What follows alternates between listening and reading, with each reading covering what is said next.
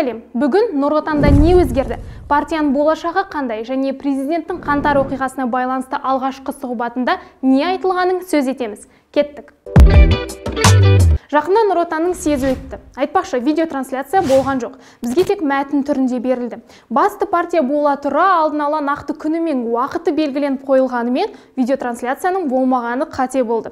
Онсыз да халық партиядан көңілі қалып жатқанда, жасыратын бірдеңе барда ұйымдастырғандары біртүрлі әрекет.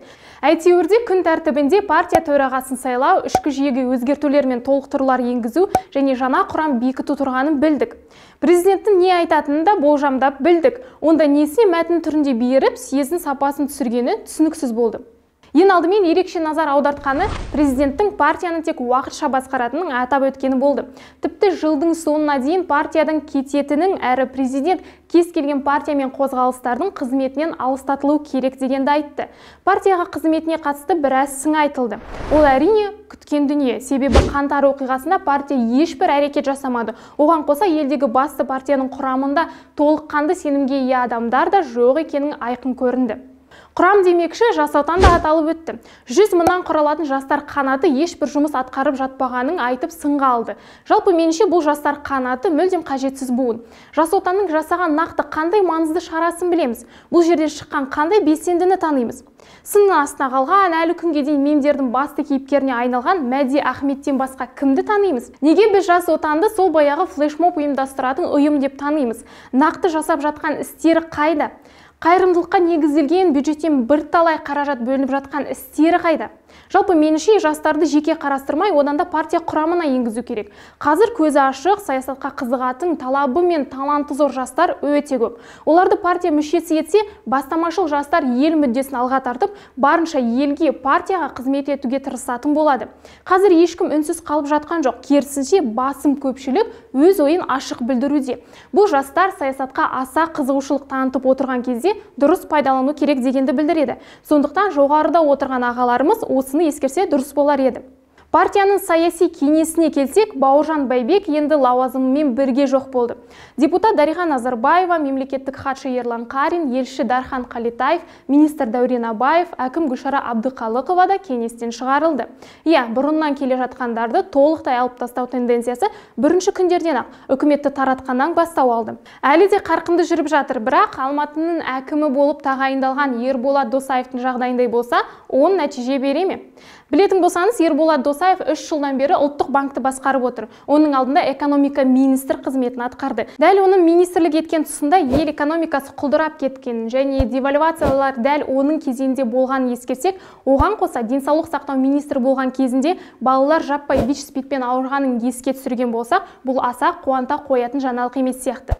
Демек, кадрлық өзгерістерге де уақыт керек. Елде шынымен де қосалқы орындықтағылар қатарында таңдау үлкен емес. Сол себепті асығыстық танытып, опық жеп қалмайық. Бұл жерде президенттік кадрлық резервті де сөз еткен жөн шығар. Кадрлар бар, бірақ олар әлі толыққанды дайын емес. Сірә оған да уақыт керек. Айтпақшы, бұл кеңесте де жалпы парламентте өзге ұлт өкілдері, әсіресе орыс ұлтының біршама азаматы барын ескеру керек. Бұны Қазақстанда орыстарды шектетіп жатыр деп байбалам сала беретін ресейлік бұқаралық ақпарат құралдары көрді ме екен? Осыған қоса съезде Тоқаев Назарбаевтың Қазақстан үшін жасаған, елдің дамуына жасаған еңбегін еске түсірді.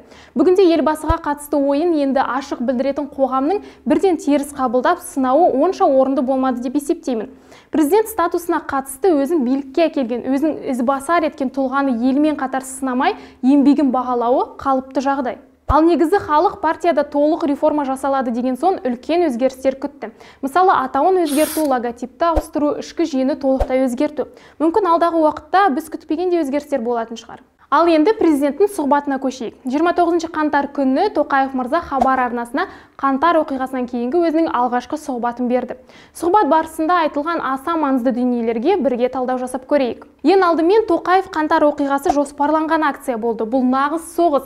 Сол себепті мен бар жауапкершілікті өз мойныма алып, ескертусіз оқ атуға бұйрық бердім. Мен дипломатпын, арты неге апаратынын білдім. Ол кезде мен шетелдіктермен батыстағылар не ойлайтынын емес, мен тек халықтың қауіпсіздігін ойладым деді. Ұжымдық қауіпсіздік туралы шарт ұйымының қызметіне тоқталып, ұйым лаңкестер үшін үлкен психологиялық рөл ойнағанын атап өтті. Бұл жерде ұйым әскерилері Қазақстанға келеді деген сөз айтылған күннен шығып кеткенше дейін күдіктенген халықтың көңілін атап өту керек.